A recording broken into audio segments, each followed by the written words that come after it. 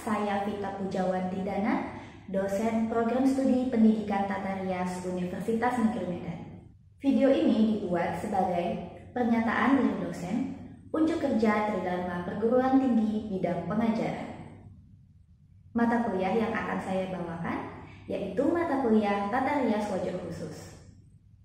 Dalam proses pembelajaran, ada 3 komponen yang saya terapkan pada mata kuliah ini, yaitu DIA, Delivery, Interaction, dan Assessment. D atau Delivery, artinya ini mencakup penyampaian deskripsi mata kuliah, capaian mata kuliah, materi yang dipelajari. Kemudian I atau Interaktif mencakup metode dan strategi. Lalu E atau Assessment yaitu sistem penilaian yang digunakan pada mata kuliah ini. Mata kuliah Tata Rias Wajah Khusus merupakan mata kuliah praktik dan juga teori yang mana di dalamnya membahas berbagai jenis tata rias, termasuk itu tata rias korektif, tata rias psikatri, geriatri, hingga tata rias wajah karakter. Ada 9 capaian pembelajaran mata kuliah ini, yaitu yang pertama menyimpulkan konsep tata rias wajah khusus. Yang kedua, merumuskan alat, bahan, dan juga kosmetik yang akan digunakan. Yang ketiga adalah membandingkan berbagai bentuk-bentuk wajah dan juga teknik koreksinya. Yang berikutnya adalah mengkreasikan rias wajah korektif dengan berbagai bentuk wajah dengan tepat. Kemudian, CPMK selanjutnya atau capaian pembelajaran mata kuliah yang selanjutnya adalah mengkreasikan rias wajah panggung dengan tepat. Kemudian mengkreasikan rias wajah psikatri, mengkreasikan rias wajah geriatri, mengkreasikan rias wajah foto baik itu hitam putih maupun foto berwarna. Kemudian yang terakhir adalah mengkreasikan rias wajah karakter. Materi pembelajaran pada mata kuliah ini meliputi konsep rias wajah khusus, alat dan kosmetik tata rias wajah khusus, bentuk-bentuk wajah dan ciri-cirinya, kemudian rias wajah korektif, panggung, psikatri, geriatri, rias wajah foto, dan rias wajah karakter. Metode yang digunakan pada pembelajaran mata kuliah ini adalah metode Discovery Learning, Case Method, Team-Based Project, dan juga demonstrasi serta praktik. Interaksi yang terjadi pada mata kuliah ini yaitu tanya jawab baik di dalam maupun di luar kelas. Kemudian ada bimbingan langsung yang dilakukan oleh dosen kepada mahasiswa pada saat praktik. Mata kuliah ini juga dapat dilaksanakan secara luring dan daring dengan bantuan LMS Sipda Unimed baik secara sinkronus maupun asinkronus. Pada tahap assessment atau penilaian, mata kuliah Tata Rias Wajah Khusus menggunakan sistem penilaian yang sudah diatur oleh Rektor Universitas Negeri Medan, yang mana terdapat 4 aspek di dalamnya, yaitu kehadiran dengan bobot 5%, ada UTS dengan bobot 20%, UAS dengan bobot 25%, dan tugas portofolio dengan bobot 50%.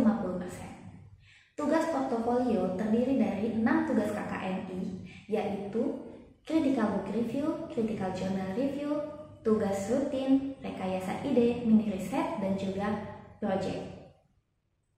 Untuk mendukung proses pembelajaran, saya menggunakan berbagai referensi termasuk mengintegrasikan hasil penelitian ke dalam proses pembelajaran. Salah satunya yaitu saya menggunakan buku yang telah dikembangkan melalui penelitian oleh saya dan juga tim. Buku tersebut berjudul Buku Ajar Tata Rias Wajah Khusus. Selain buku tersebut, pada mata kuliah Tata Rias Wajah Khusus juga menggunakan jurnal-jurnal yang telah dipublikasi dan berhubungan dengan topik terkait.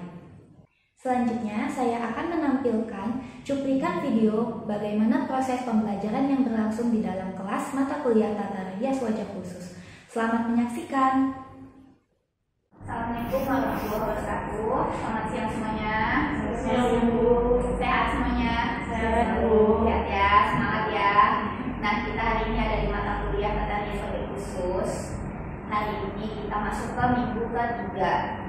Artinya kita ada di pertemuan ketiga dari mata kuliah ini. Yang minggu lalu saya sudah menjelaskan mengenai konsep Tata Rias Wajah Khusus, yang mana di dalamnya itu ada definisi. Ingat kan semuanya ya? Ada tujuan, lalu ada jenis-jenis rias wajah khusus itu apa aja.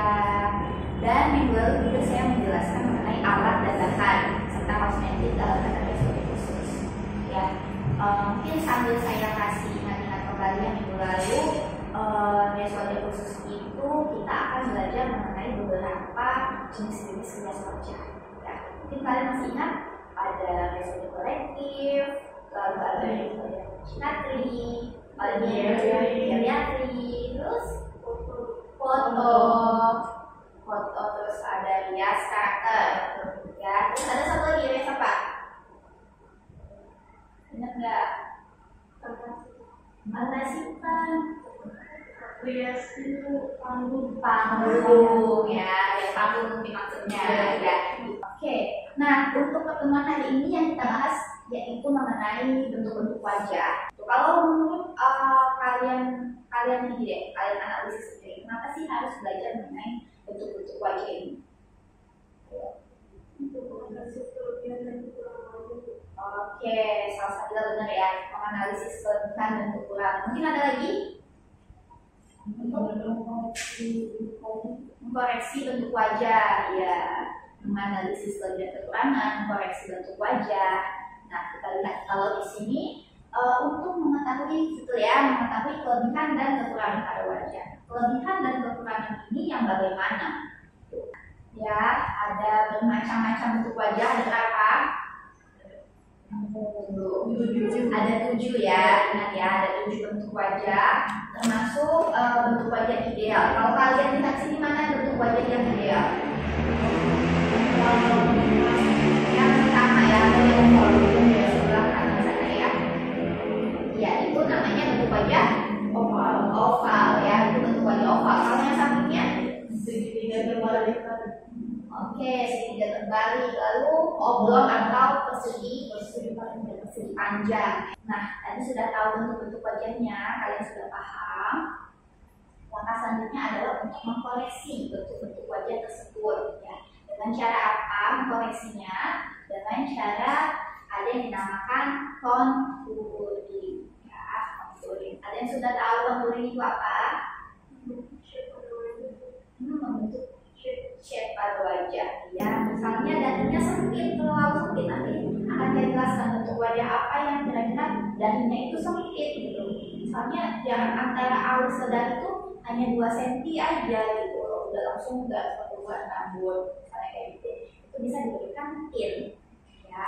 Kalau tadi shading ini warna kosmetiknya 2 tingkat lebih gelap, kalau tint 2 tingkat lebih terang ya. Jadi harus diingat dalam koreksi wajah itu yang harus diperhatikan adalah shading dan tint ya. Wajah ideal itu bentuk wajah oval.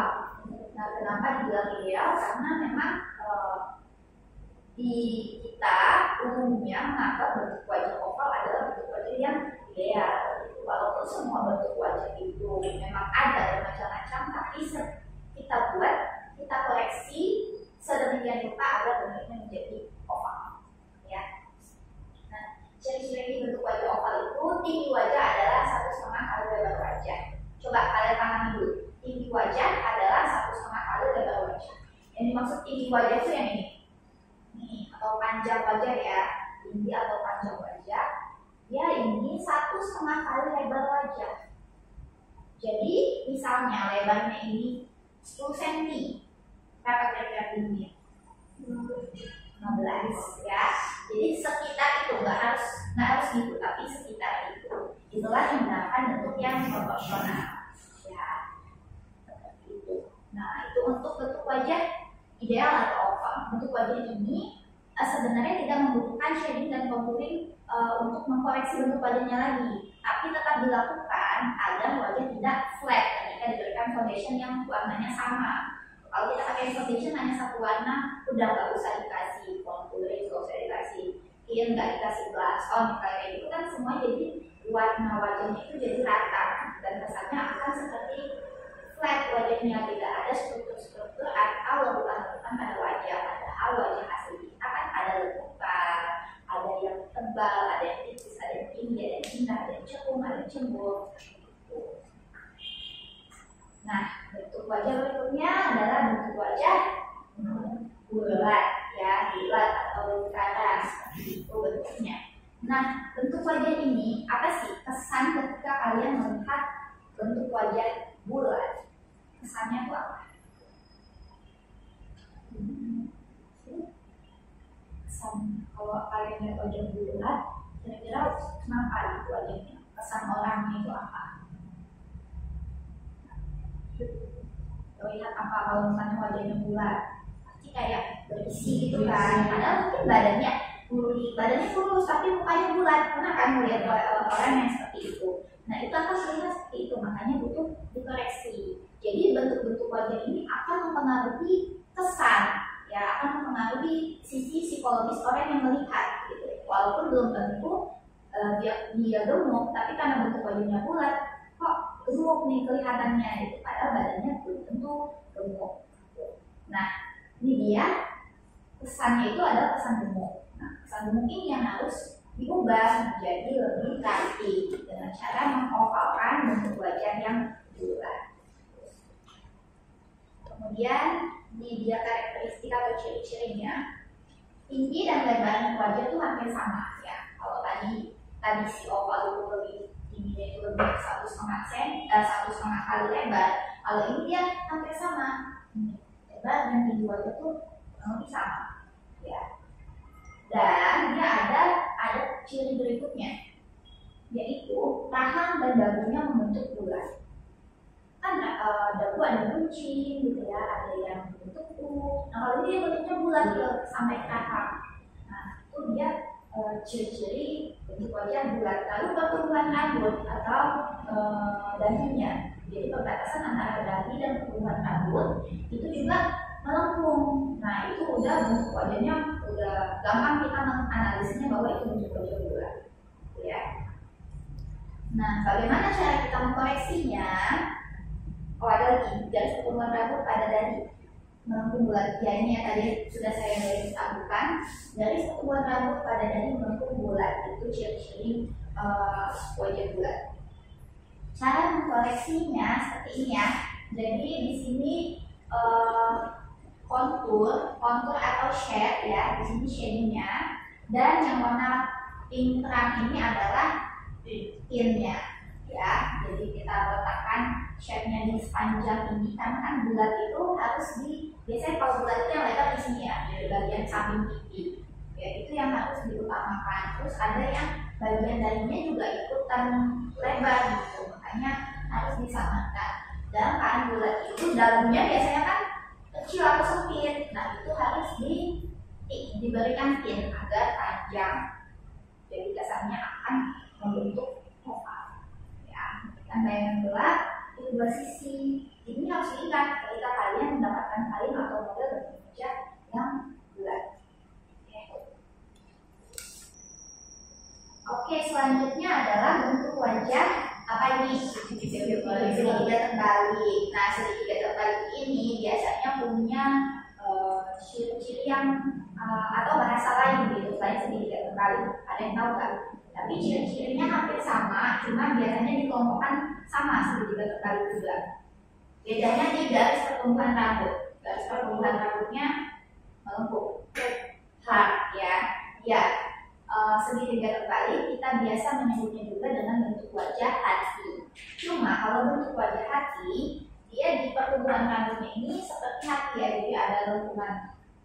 Sisanya sama semua, kayak si segitiga terbalik karena dagunya runcing, lalu dahinya lebar, itulah ciri-cirinya, ya. Jadi kalau misalnya kalian menganalisis bentuk wajah seseorang hati, itu sama aja dengan segitiga terbaliknya untuk koreksi wajah. Ini ya. Jadi bentuk wajahnya dimiliki oleh wajah orang-orang yang memiliki kening yang lebar atau dahi yang lebar. Karakteristiknya pelipis lebar, lalu di bagian pipi semakin sempit dan di bagian dagu runcing. Biasanya dagunya ini panjang, ya, panjang dan runcing. Nah, kalau seperti ini tentu saja yang harus dikoreksi adalah bagian apa? Dahi, ya, bagian dahi. Kenapa? Karena tadi sudah dijelaskan bahwa dahinya itu lebar, ya, dahinya itu lebar. Nah, kalau kayak yang seperti ini yang bentuk wajah hati, hati ya, karena dari pertumbuhan dagunya seperti lambang hati ya, lambang hati itu yang harus dikoreksi. Dan ini dipersempit ya, terus di bagian pelipis tadi yang melebar sempit, lalu di sini kalau misalnya dahinya lebar dan luas, jalan ke atasnya nggak perlu lagi dikasih pin, tapi karena ini dia hati kan dia mengecil ya, makanya dikasih pin di sini tuh. Nah, untuk dagu yang terlalu panjang bisa diberi shading di dagunya.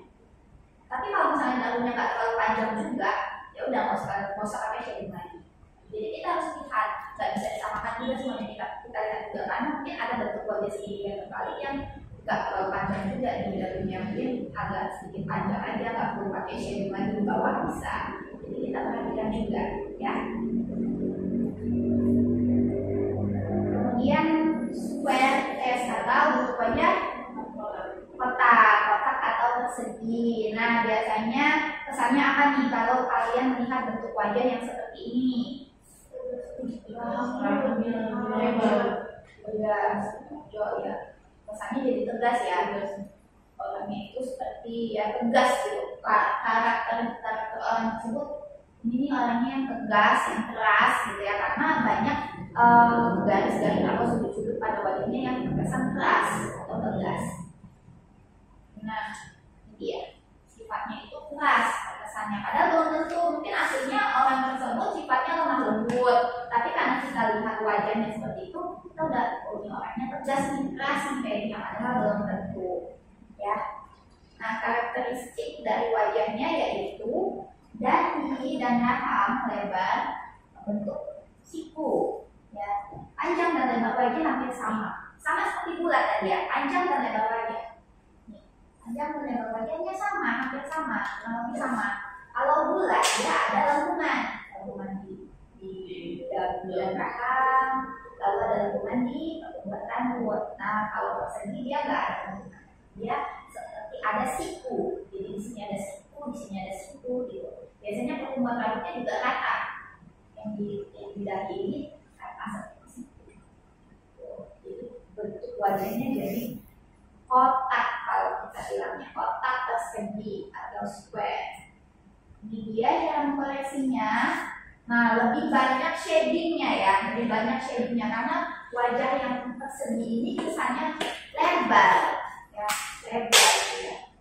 karena seharusnya kalau ideal itu kan agak panjang, kalau dia kesannya lebar, makanya lebih banyak shading di dahi, di rahang utama, dan di tulang pipi. Karena biasanya pipinya itu kayak flat aja gitu, karena dia persegi kan, pipinya flat, jadi harus di shading agar menonjolkan tulang pipi.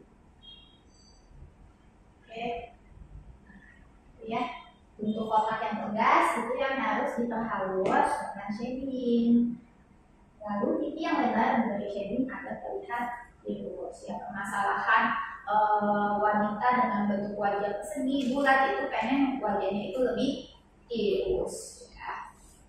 Jadi dengan cara di shading seperti yang sudah saya tunjukkan tadi. Nah, kalau ini segitiga ya, ini kesan wajahnya juga akan memberi kesan apa? Lebar di bawah ya, atau chubby kita bilangnya ya. Jadi kesannya itu pipinya aja gitu yang lebar gitu, pipi dan leher. Nah, kesannya tuh kalau bentuk wajah segitiga ini biasanya yang memang badannya gemuk, karena lehernya itu besar dan rahangnya juga besar, jadi menyatu gitu. Jadi akan menimbulkan kesan segitiga, apalagi ya dahinya itu sempit ya, dahinya kecil. Ada juga yang lebih kecil dari ini, dahinya lebih kecil lagi, terus ini tuh menyatu dengan si lehernya tadi, jadi terlihat lebar sekali di bagian rahangnya. Itulah namanya bentuk wajah segitiga ya.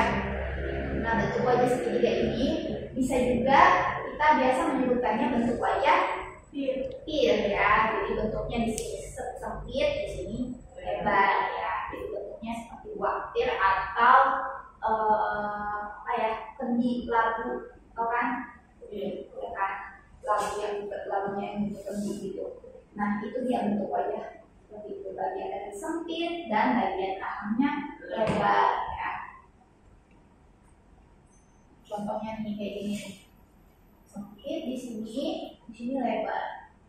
Lebarnya tuh lehernya ikutan lebar juga, hampir sama.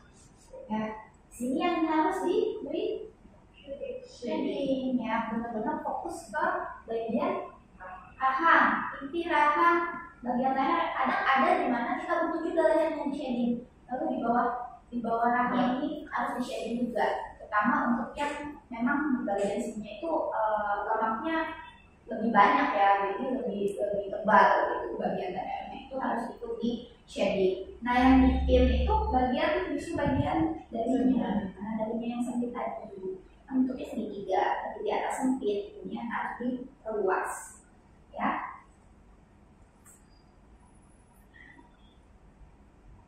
Seperti itu, shading di bagian yang lebar atau rahang, lalu pin di bagian yang sempit atau dahi. Kemudian bentuk wajah oblong atau sisi panjang ya. Bentuk wajah ini dari namanya aja tuh panjang, berarti apa yang panjang nih? Tingginya ya, tinggi wajahnya. Nih, tinggi wajahnya yang panjang.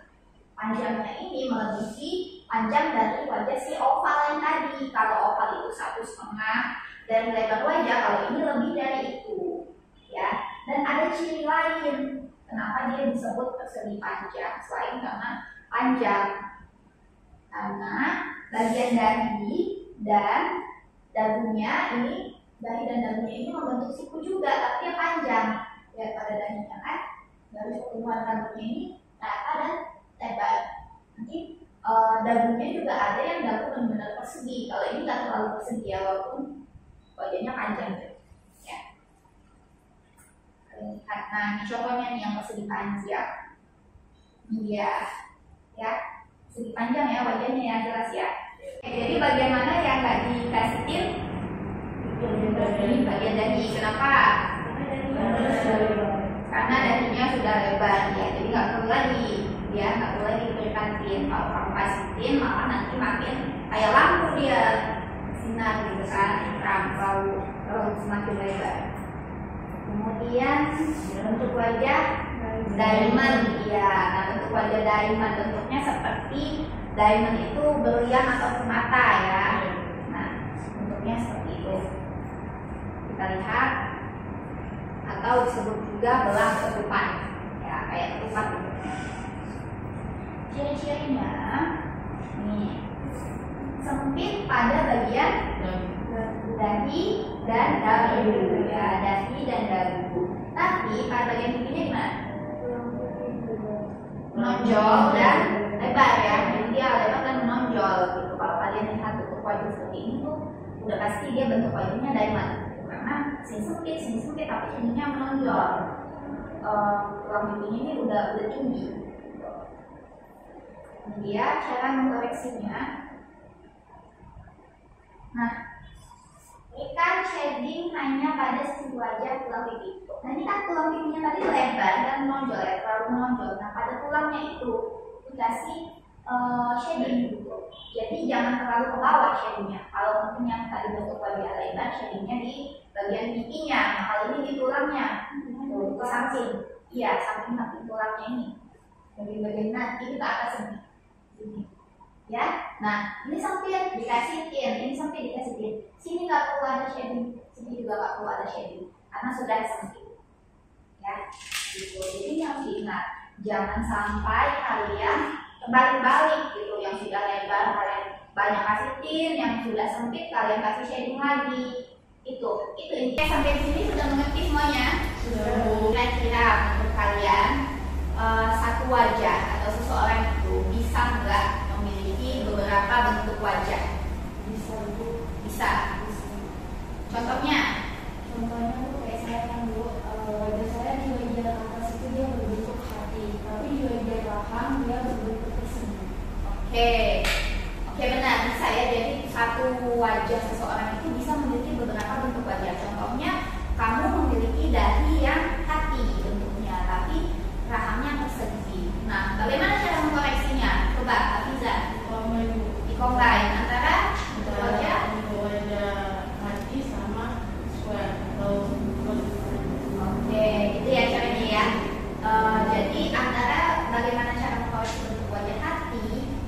wajah persegi itu dikombinasikan. Bagian rahangnya kita gunakan teknik si bentuk wajah persegi, tapi bagian dahinya kita gunakan teknik koreksi bentuk wajah hati, ya. Terus kalau gitu kalian sudah paham semua, saya yakin karena kalian sudah mengerti dengan yang saya tanyakan. Selanjutnya saya punya tugas untuk kalian, ya. Di sini ada 10 macam bentuk-bentuk wajah, ya. Dari 10 macam bentuk-bentuk wajah ini kalian harus menganalisis, ya. Kira-kira bentuk wajah tersebut masuk ke bentuk wajah apa, atau kalian misalnya punya analisis seperti ini yang seperti tadi bentuk wajah temannya bagian. Oke, itu tadi tugasnya ya. Jadi kalian harus menganalisis bentuk-bentuk wajah tersebut. Kalian kerjakan. Nanti file foto-foto ini akan saya kirimkan ke Komtingnya untuk dibagikan ke teman-teman sekolahnya agar bisa membaca bentuk-bentuk wajah tersebut dengan lebih jelas, lebih detail gitu ya. Jadi kalian bisa kerjakan ini di rumah dan dikumpulkan besok ya, dikumpulkan besok gitu. Ada yang kurang jelas mengenai tugasnya? Cukup ya, sudah cukup jelas ya. Jangan nanti ada di akhir-akhir atau tidak mengumpulkan karena tidak jelas. Sudah jelas ya. Baik, kalau sudah jelas, sudah selesai juga pertemuan kita hari ini. Kalau begitu, jangan lupa dikerjakan semua tugas-tugasnya ya.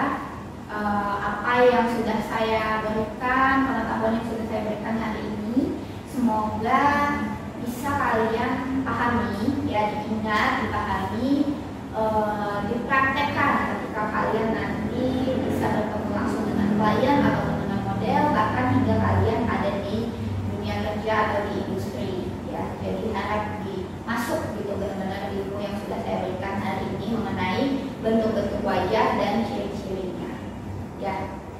Begitu, sampai di sini kuliah kita hari ini. Semoga kalian tetap semangat menghadapi berbagai mata kuliah lainnya dan juga materi-materi yang lainnya dari mata kuliah ini ya.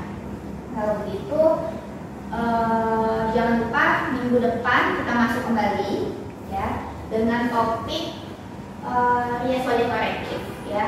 Rias wajah korektif, kalian bisa membawa model, membawa alat bahan dan kosmetiknya, gitu, mempersiapkan modelnya sesuai dengan bentuk-bentuk wajah yang sudah di-load itu ya.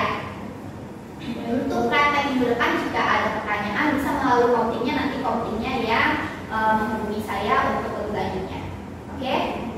Baik, demikian kuliah hari ini. Terima kasih semuanya. Assalamualaikum warahmatullahi wabarakatuh. Selamat siang semuanya. Baiklah, sekian pernyataan dari dosen unjuk kerja Tridharma Perguruan Tinggi bidang pengajaran mata kuliah Tata Rias Wajah Khusus. Saya pamit undur diri. Wassalamualaikum warahmatullahi wabarakatuh.